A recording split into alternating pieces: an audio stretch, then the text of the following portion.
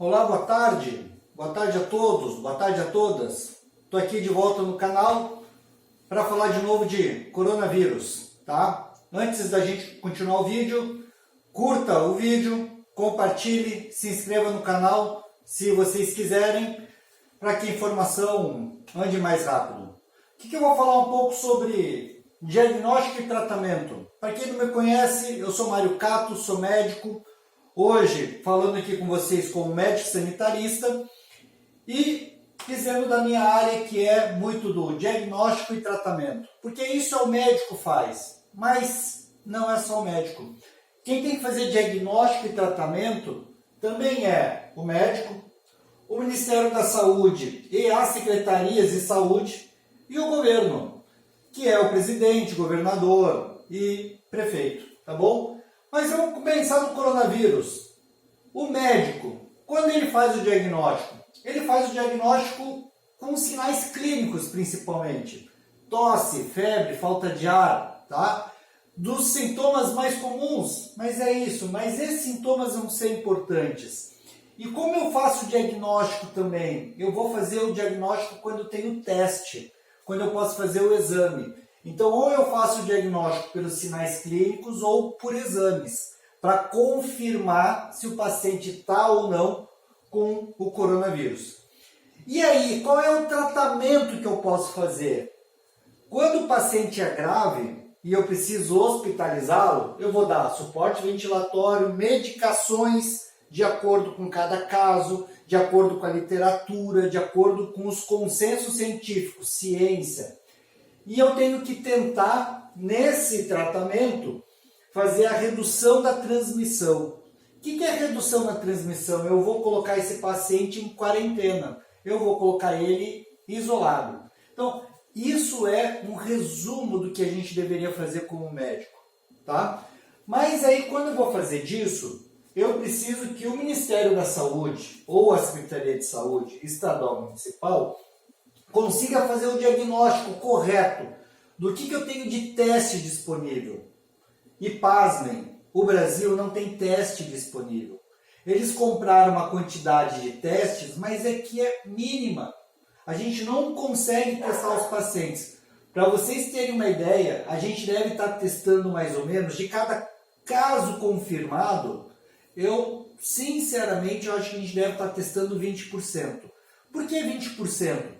Porque a gente tem um estudo, tá, que mostra que mais ou menos 80% dos casos são assintomáticos ou com sintomas muito leves e que não vão para o hospital. E não indo para o hospital não está sendo testado. Então, porque a gente não tem teste. Então, o diagnóstico que o Ministério tinha que fazer é se a gente tinha teste disponível. E eles demoraram para fazer isso. A Alemanha só reduziu a mortalidade dos casos lá na Alemanha, porque eles testaram muito. A Coreia do Sul só não parou a economia porque eles testaram muito.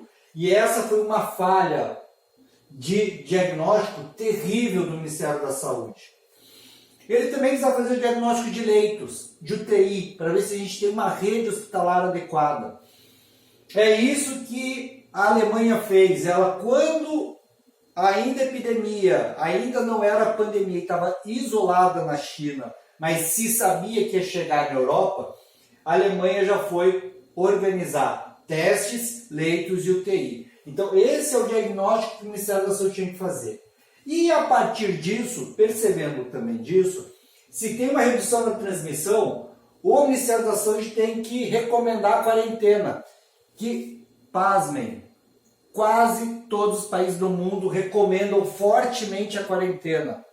Tem o Brasil, que está meio assim, devagar, que o Ministério diz que sim, o presidente diz que não, tá? Então fica nesse chove e não molha.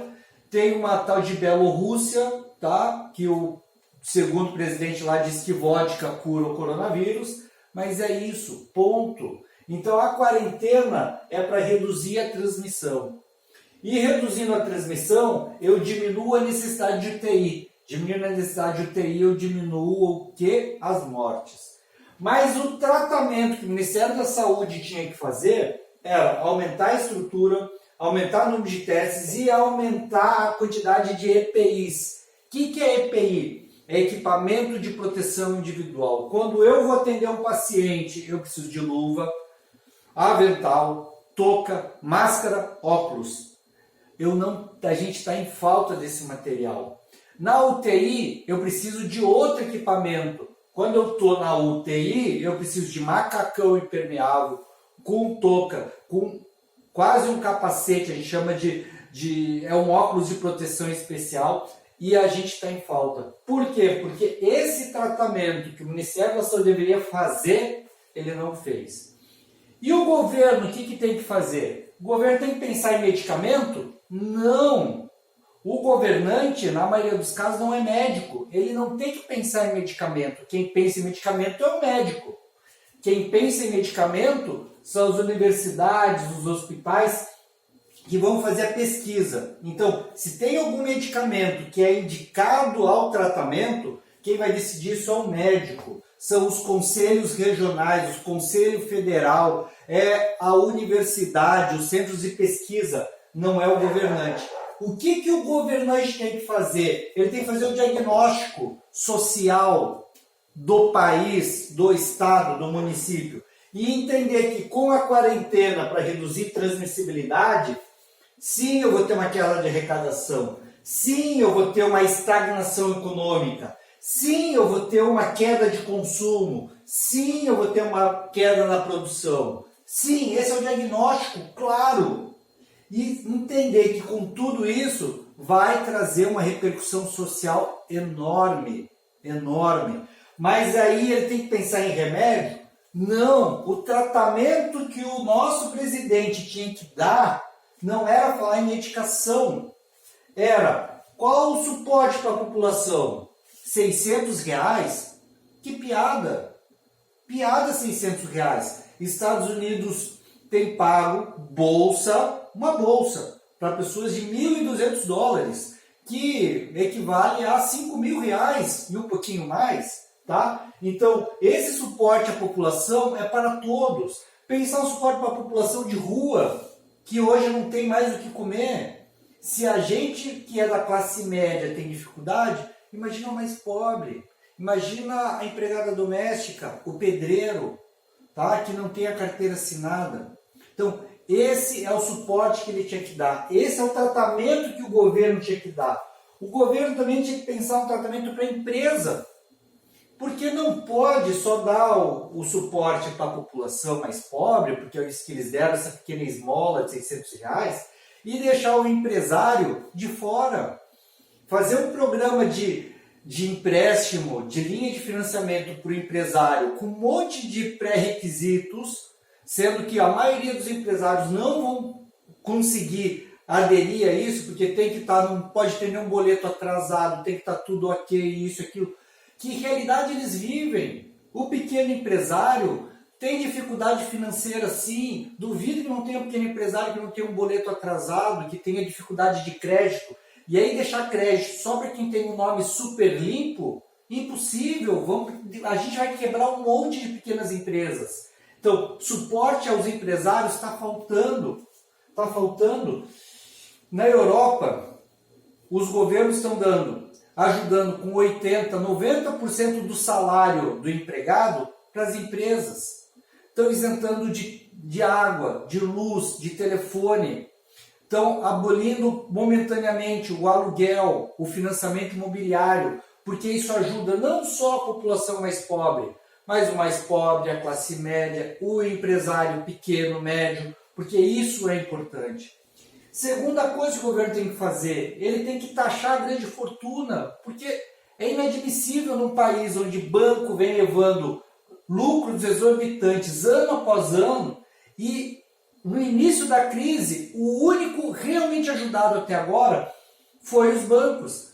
O governo socorreu os bancos comprando os títulos podres. O que é isso? Os bancos eles pegaram títulos de muito risco, com um lucro enorme, mas muito risco. E agora que estourou a crise, os bancos poderiam ter prejuízo. O que o governo vai fazer? Vai comprar esses títulos, tirando todo o risco do banqueiro, mas o lucro ele já teve. E quem vai assumir o prejuízo? O governo. Então o governo, em vez de taxar a grande fortuna, ele está transferindo dinheiro público para lá. E esse é o grande risco, esse é o grande erro. O governo, em vez de falar em medicação, tinha que taxar as grandes fortunas, fazer uma reforma tributária importante para ajudar tirar dos grandes para poder pagar testes, leitos, UTI, fazer o suporte à população, pequeno e médio empresário. Então, o que eu tenho que dizer? Aqui, cada um no seu quadrado. O médico vai tratar do paciente, fazendo um bom diagnóstico e tratamento. É isso que o médico tem que fazer.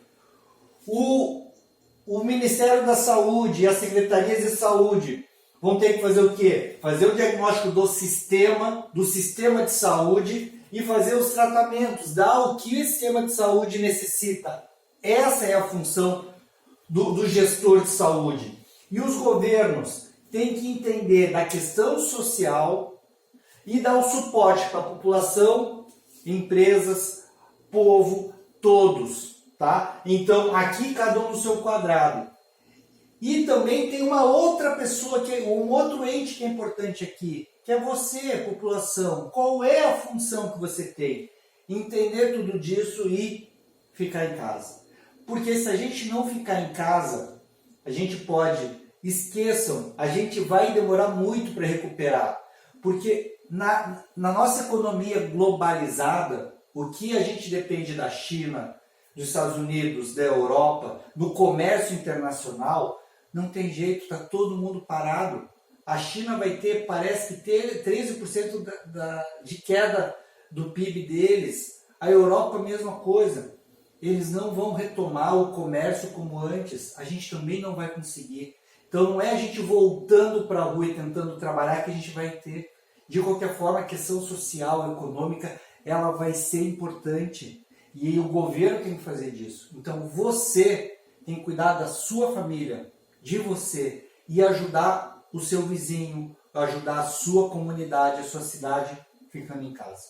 Então, o recado de hoje, cada um faz o seu papel para que a gente possa enfrentar o coronavírus da melhor forma possível, tá bom? Uma boa tarde a todos, até logo, até a próxima.